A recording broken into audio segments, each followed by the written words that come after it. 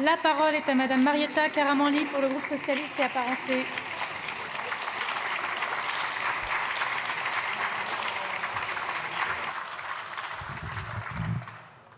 Madame la Présidente, Monsieur le Ministre, Monsieur le Président de la Commission, Messieurs les rapporteurs, chers collègues ici présents, l'essentiel du budget de l'Union européenne provient directement des États membres, nous le savons, nous le rappelons, 2/3 environ de ces ressources sont constituées d'une ressource indexée sur le revenu national brut des États membres et les autres ressources qui sont les ressources propres traditionnelles constituées par des droits de douane et une ressource sur la TVA qui correspond à un prélèvement de 0,30% sur l'assiette harmonisée et une nouvelle ressource créée en 2021 sur les emballages plastiques non recyclés. Alors, l'exécution budgétaire de 2022 du prélèvement français sur les recettes en faveur de l'Union européenne mettait en évidence une baisse de 8% des dépenses par rapport à 2021. Et c'était le résultat d'une hausse des autres recettes, entre autres des droits de douane et amendes de l'Union, et d'une sous-exécution des dépenses. En 2024, le prélèvement a été révisé en cours d'exécution de 3%, puis il est prévu qu'il augmente pour l'année 2025 environ 5%. Au final, il sera d'environ 23,3 milliards d'euros et le taux de retour, c'est-à-dire les dépenses européennes bénéficiant à la France, est lui d'un peu plus de 16 milliards d'euros.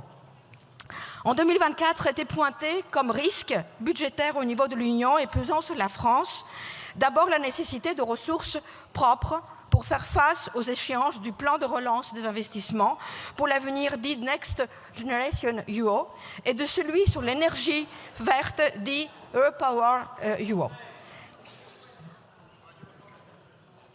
La capacité de l'Ukraine à rembourser l'aide macro-financière dont elle a été bénéficiée, c'était aussi la deuxième ressource. Je reviendrai dans quelques instants sur l'enjeu des recettes propres. S'il vous plaît. Mais je voulais avant rappeler que la Cour européenne, la Cour des comptes européenne, il y a quelques jours, confirmait des risques, à savoir le niveau de la dette de l'Union européenne, la guerre russe en Ukraine et l'inflation élevée qui font peser des risques croissants sur le prochain budget européen pluriannuel post-2027.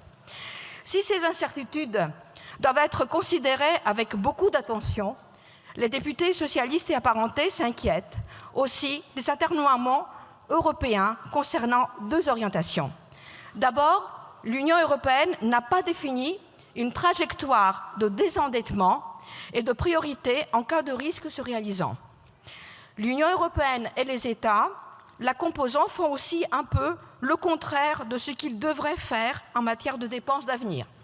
Mario Draghi, dans son rapport sur le futur de la compétitivité européenne, a insisté sur la priorité de placer la recherche et l'innovation au cœur de sa stratégie, car seule l'Union européenne a la taille critique pour disposer d'infrastructures et de programmes du niveau, par exemple, des États-Unis.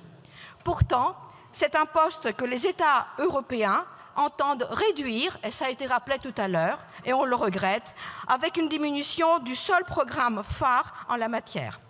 J'en viens aussi au sujet des recettes propres, Monsieur le Ministre. Notre principale observation aussi, porte sur les recettes nouvelles de l'Union. Pour l'heure, sont en discussion l'évolution des quotas d'émissions carbone, celle du mécanisme d'ajustement carbone aux frontières, et la taxation de 15% des bénéfices résiduels d'entreprises multinationales. Cela est acquis, au moins au nom des principes.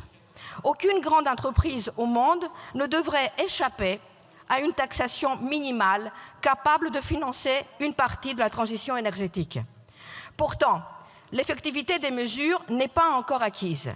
Et parallèlement, les études montrent aussi qu'on a un problème de régressivité de l'impôt au sommet de la distribution. Selon l'Observatoire européen de la fiscalité, de la taxation des 499 milliardaires européens pourrait également rapporter à un taux de 2% 42,3 milliards de dollars, soit 40 milliards d'euros de recettes.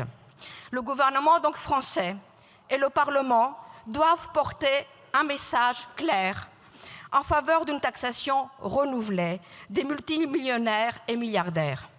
En effet, pour le groupe socialiste et apparenté, l'Union et la France doivent s'appuyer sur une meilleure justice fiscale pour préparer effectivement et réussir l'avenir, et notamment la transition énergétique et la décarbonation. Merci, je vous remercie. Madame Karamanli. Oui, j'ai moi-même été surprise. Merci beaucoup. La parole est à Monsieur le ministre.